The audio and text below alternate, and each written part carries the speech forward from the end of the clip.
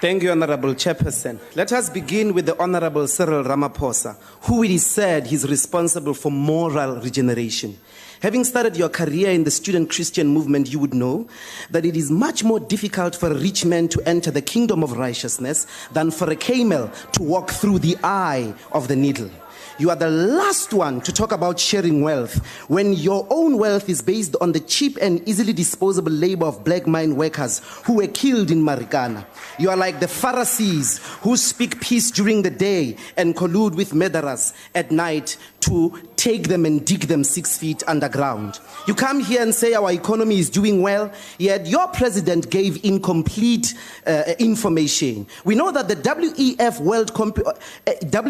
World Competence Report, which President Zuma mentioned, actually said South Africa dropped since 2009 from 45 to a shocking 56th in overall terms. Today, your Stats SA told us that unemployment rose to a shocking 36.1%, and the GDP dropped to 1.3%. It was 4.1 in 2014.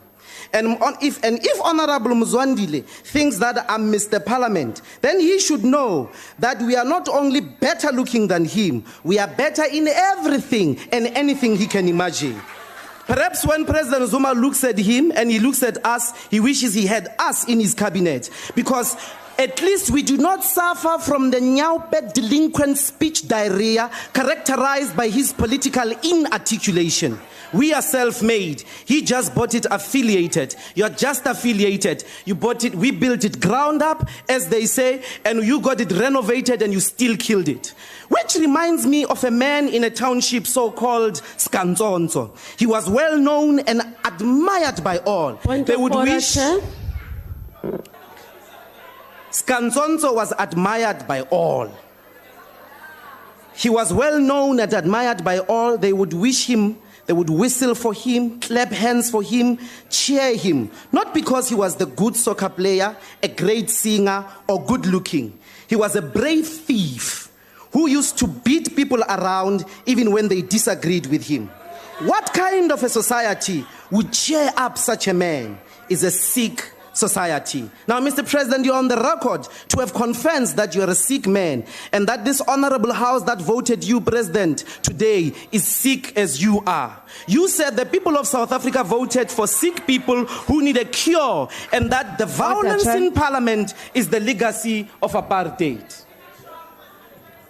Yes, take your seat, Honorable Ndlozi. Thank you, Chair. I don't think it's parliamentary for the Honorable Speaker to say the President is sick. The President is not sick. He must withdraw that. Order. Calm down. Calm down, Honorable Members.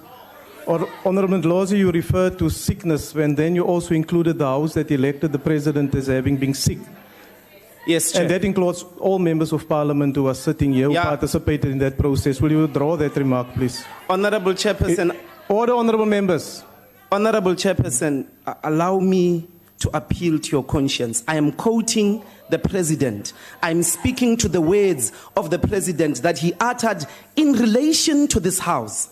There is a precedence about people who speak about things related to this House, and we can discuss them in this House. Honorable Ndlozi, I suggest I'll have a look at the answer. I suggest you continue with your speech and let's not cast aspersions on anyone in the House. You may continue.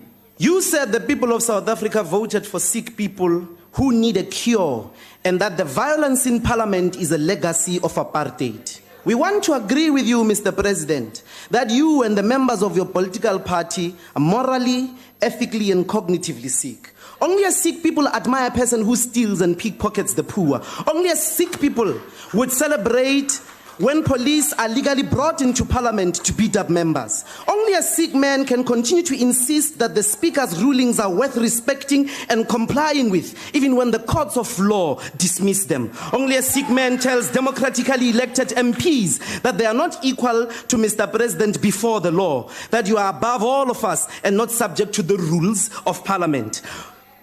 What resembles apartheid in this fifth democratic parliament is not some of us who protest to seek the truth against all odds, but the protection you enjoy where police are called to assault MPs for asking to protect you against the question, when are you paying back the money.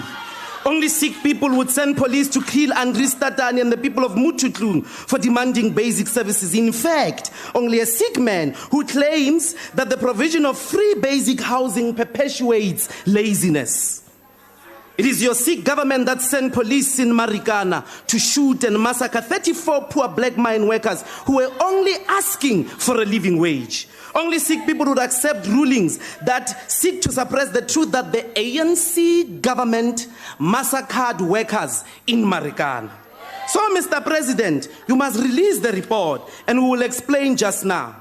The whole country wants to know how Mcengeni Noki Mambush ended up with 14 bullets in his head for demanding a living wage of 12,500. After your sick government sent emails to mining bosses for concomitant action against the miners. We want to know how Tobile Mpanza, Mafolisi Mabia, Michael Ngweni, Tsebisile Yana, and many others died. If you are looking for a cure, release the Marikana report. Give us a date and time. There is a date as to when they were killed. There is a time of their death. The most honorable thing to do is not to come here and talk about some next month that nobody knows its name.